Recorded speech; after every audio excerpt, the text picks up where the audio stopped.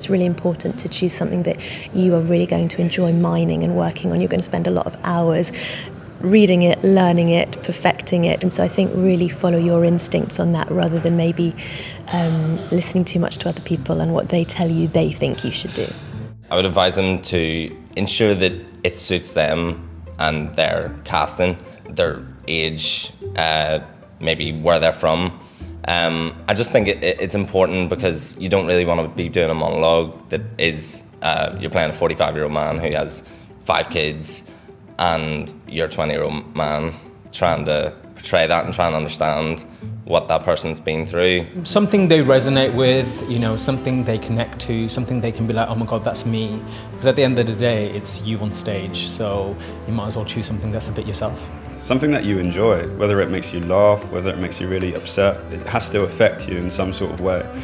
If you choose something based on a suggestion because you respect someone as opposed to something that genuinely speaks to you, then it's a mistake, I would say. If it works for you and you're passionate about it and it sounds great in your voice, like, do it, because it's gonna be you, because they want to see you no matter what audition it is. They want to see you, and if you found a monologue that perfectly represents you, do it.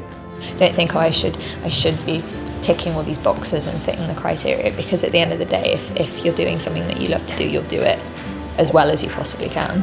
The whole process of doing showcase at drama school is a very stressful one because it boils down from people who've got their pieces early on, and then it whittles down to like the last two who's still struggling to find material, and for those people it's always difficult. So read as much as you can, watch as much as you can, and if all else fails, maybe try and write something.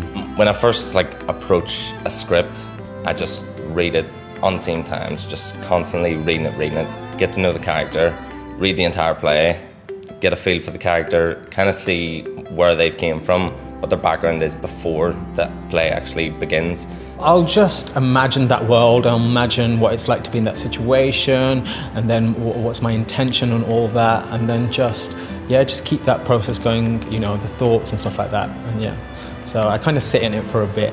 I try and do it in as many different locations as possible. So I did it like at my school, I did it in my living room, I did it walking down the street, just trying to do it so that I'm not phased when going on that stage. Like, this is a new space, because I'm used to doing it everywhere.